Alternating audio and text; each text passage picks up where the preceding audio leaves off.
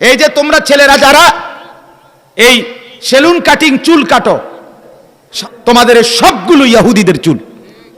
খোদার কসম আমি বললাম, তোমাদের এই চুল যদি মুসলমানের বাচ্চা হয়ে থাকো, আজকে বললাম, যদি রক্তে মজলুম ফিলিস্তিনের প্রতি মায়া থাকে, তো এই চুল সোজা করো।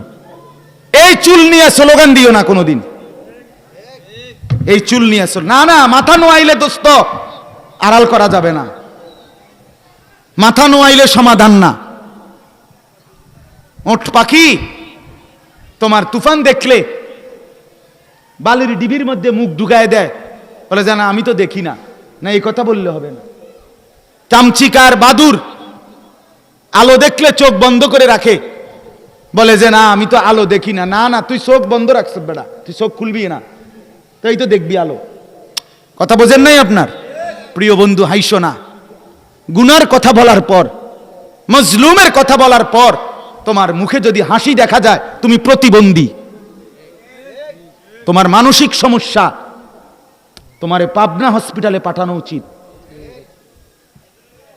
তুমি মার দুধ খাও নাই, তোমার রক্তের মধ্যে মুসলমান মায়ের পবিত্র দুধ।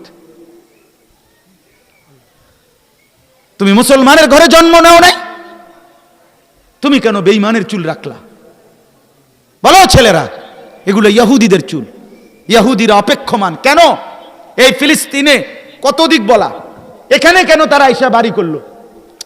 আরো তো কত জায়গা আছে। তাদের বিশ্বাস এই মসজিদে আকসা সুলাইমান আলাইহিস সালাম বানাইছে। তাদের বিশ্বাস ইহুদিদের শেষ জামানায় আমরাই পৃথিবী শাসন করব। তারা কাকে নিয়ে? আমরা যাকে দাজ্জাল বলি, তারা তাকে দাজ্জাল বলে না, মসিহ বলে। সেই তাদের মূল দেবতা, সেই তাদের মূল খোদা। তারা তার অপেক্ষায় আছে। আমাদের মেইন খোদা প্রকাশিত হবে দাজ্জাল। এই দাজ্জাল গোটা পৃথিবী শাসন করবে এখানে বৈশা, এই ফিলিস্তিনের এই টেম্পল এখানে বসে। এই জন্য তারা এটা আগলাইয়া রাখছে। তাদের কথা হইল আমাদের যত ক্ষয়ক্ষতি হোক, আমরা এই জায়গা ছাড়ব না। বুঝছনি ভাইয়া? আল্লাহ রসুলের হাদিস আছে, আমি নিজে পড়ছি এই দুই চোখে। নবী বলছে শেষ জামানায় দাজ্জাল বের হবে, যে মুসলমানের ঈমান নষ্ট করবে সেই দাজ্জালের সাথে 24 ঘন্টা 70,000 ইহুদি, 24 ঘন্টা তার সাথে 70,000 70,000 70,000 ইহুদি সারাক্ষণ তার সঙ্গী হিসাবে থাকবে। হ্যাঁ বন্ধু, আর দাজ্জালের প্রথম চেহারা, রাসূল বলছে দাজ্জালের চেহারার মূল বৈশিষ্ট্য 3টা। 1, দাজ্জাল হবে যুবক, ইন্নাহু শাবুন। 2, দাজ্জালের চুল হবে কাতাতুন, এলোমেলো। এই তোমাদের এই চুলের কাটি নাই তো তুমি জিগাও এটা আব্দুল কাদের জিলানির চুল কিনা, জোনায়েদ বাগদাদের চুল কিনা। তোমার মাথার মধ্যে যদি এদ্দুর বিবেক থাকতো যে আমার মাথার চারিদিকে পুরা কামাইয়া আমার মাঝখান দিয়ে একটা ঠোলের মতো বানায় দিছে পাখির বাসা, আমি কে এত পাগল হইলাম? আমার কি বিবেকের মধ্যে এদ্দুর দেমাগও নাই? আমি কি সিরে খাইয়া নি বড় হইলাম? আমি কি দুগা ভাতও খাইলাম না? না ফত্তিবেলা ফাঙ্গাস খাইলা শুধু?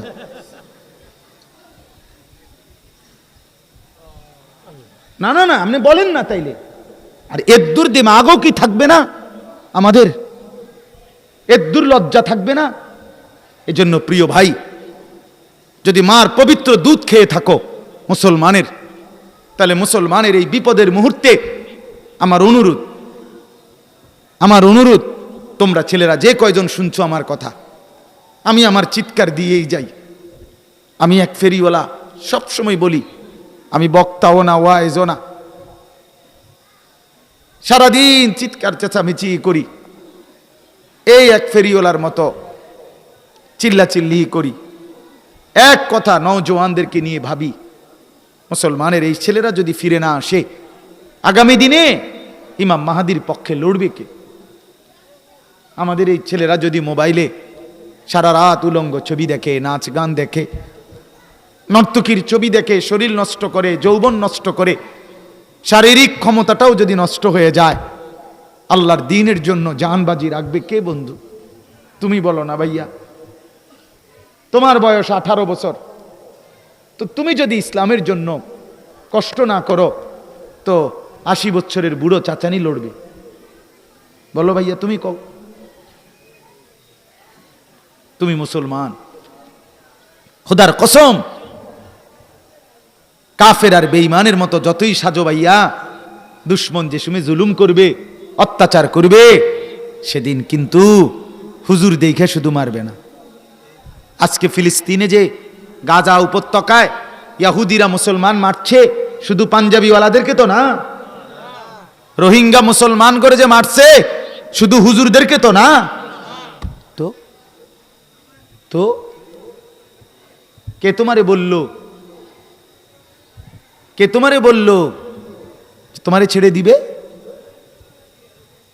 কোন পৌঁছেগা হামে তেরে সওয়া, হাকিমুল উম্মতের মুনাজাত, তু গনি হে और हम है बेनवा, कौन পৌঁছেগা হামে তেরে সওয়া। হাকিমুল উম্মত থানবী রাহমাতুল্লাহ বলতেন, আল্লাহ আপনি অমুখাপেক্ষী, আমরা আপনার মুখাপেক্ষী, আপনি ছাড়া আমগো আর কে আছে যে আমগো কথা জিগায়? মুসলমানের কেউ নাই বাপ, খোদার কসম কেউ নাই। এরা কোনোদিনও সমাধান করবে না। এই জাতিসংঘ বলেন, এই বলেন, যাই বলেন, কেউ সমাধান। এই চরম নিন্দা, তীব্র ক্ষোভ, গভীর দুঃখ প্রকাশ করতেছে, চিন্তা প্রকাশ করতেছে, এভাবে উচিত হইতেছে না। এই সমস্ত আজ্ঞান্না ফিচ্চান্না কথা, লোকাল বাসের কথাই কথা বুঝেন না? এগুলো কি আগের দিনের লোকাল বাস দেখছেন না? প্যাসেঞ্জার ছাতা দিলে ছেড়ে দেয়, আবার আরে ও একজন লোক রয়েছে, একজন ভাই ছেড়ে দিতে, এক আবার ফিচ্ছা আলাইছে। এটি লোকাল বাসের কথা। অর্থাৎ মূলত হইল বলে আর কি, এই শুনতেছে, এই কইতেছে, সে কইতেছে, মানে দরজা বাড়ি দিতে আছে, জানালা খুলতে আছে, সিটকারি লাগাইতে আছে, বুঝছেন নি কথাটা? এই সদর বদর করতে করতে মুসলমান শেষ হয়ে যাবে। তাদের প্ল্যান হলোই, পরিকল্পনা। মুহুর্মুহু বিমান হামলার কারণে লক্ষ লক্ষ মুসলমান নিজেদের বসত বিটা ছেড়ে যখন বর্ডার পার হয়ে যাবে, তো এরা আবার নতুন করে লম্বা একটা জায়গা দখল করে ফেলবে। বুঝছেন না হিসাবটা? এই হলো কৌশল। এই জন্য আমি বলতেছিলাম এই কথাটাই, এরা অপেক্ষা করছে দাজ্জালকে সাথে নিয়ে বিশ্ব শাসন করবে। নাউজুবিল্লাহ।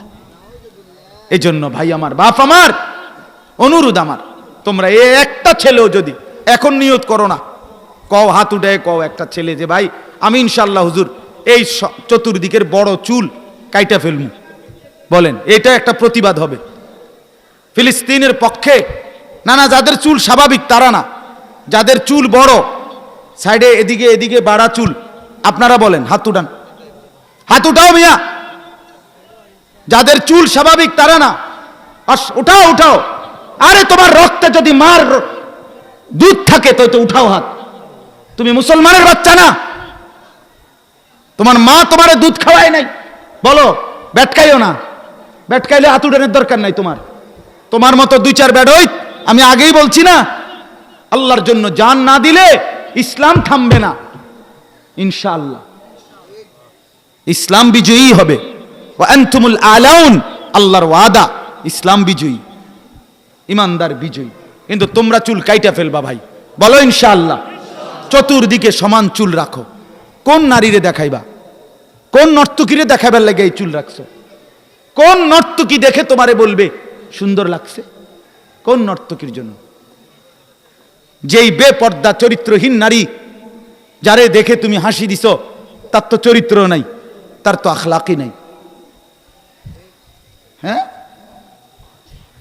অতএব দয়া করে আমরা প্রত্যেকেই এই ভাবনাটা, যে ফিলিস্তিন, এই ব্যাপারে মূল কথা, ফিলিস্তিন আমার। ফিলিস্তিন কার? বলেন না কার? আমাদের না, আমার। আমার বলেন ফিলিস্তিন কার? আবার বলেন ফিলিস্তিন কার?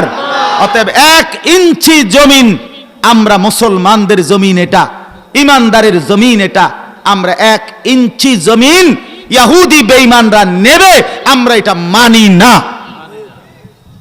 আমরা এটা মানি না বলে আমনে এনে কইলে কি লাভ হইব? না না, হযরত মাওলানা জাকারিয়া রাহমাতুল্লাহ আলাইহি, আরে ইলিয়াস রাহমাতুল্লাহ আলাইহি, দাওয়াত ও তাবলীগের মহান মুরব্বী, উনি যখন দিল্লির গলিতে গাশত করতেন, কিতাবে আছে, উনি তো বলতেন, আজ গাশত করি আল্লাহর বান্দাদের কাছে দিল্লির গলিতে, हमारे ये गाश्त अमेरिका में लंदन में चोट है, আমরা বলি এখানে ধাক্কা লাগে লন্ডনে। অতএব আমাদের এই শব্দেরও দাম আছে, আমাদের এই উচ্চারণেরও কি আছে বলেন? আমাদের আল্লাহ আছে কিনা বলেন? উনি এখান থেকে শুনে কিনা বলেন? তো আল্লাহও তো শুনবে যে আমার সারা পৃথিবীর মুমিন বান্দারা, আমার এই মজলুম বান্দাদের ব্যাপারে তাদের মন্তব্য কি, এটা কি আল্লাহ শুনবে না? তাইলে আমরা চোখের পানি ফেলি, আমরা তাহাজ্জুদে কাঁদি, আমরা চোখের পানি ফেলি। তিন জিনিসে হকের বিজয়। এক নাম্বার হলো সূরা বনী ইসরাঈলে আছে, তিন জিনিসে অভ্যস্ত হইলে হক বিজয়ী হবে। কয় জিনিস? এক, আকিমিস সালাতা লিদুলুকিশ শামসি ইলা গাসাকিল লাইলি ওয়া কুরআনাল ফজর ইন্না কুরআনাল ফজরি কানা মাশহুদা। 5 ওয়াক্ত নামাজ, এই হলো এক নাম্বার, এই আয়াতের অর্থ। দুই, অমিনাল লাইলি ফাতাহাজ্জাদ বিহি নাফিলাতাল লাক আসা আন ইয়াবআসাকা রাব্বুকা মাকামাম মাহমুদা। 5 ওয়াক্ত নামাজের পরে রাত্রি গভীরে 2 নাম্বার তাহাজ্জুদ নামাজ। 3 নাম্বার, ওয়াকুর রব্বি আদখিলনি মুদখালা সিদকিন ওয়া আখরিজনি মুখরাজা সিদকিন ওয়াজআলনি মিন লাদুনকা সুলতানান নাসীরা। 3 নাম্বার হলো দোয়া, আল্লাহর কাছে দোয়া। 5 ওয়াক্ত নামাজ, রাত্রিবেলার তাহাজ্জুদ আর দোয়া, এই তিনটা যখন একত্র হবে, নবীকে আল্লাহ বলছে তিনটা করেন। তো করার পরে এরপরের আয়াত হাফেজ সাহেব কেউ কোন এরপরে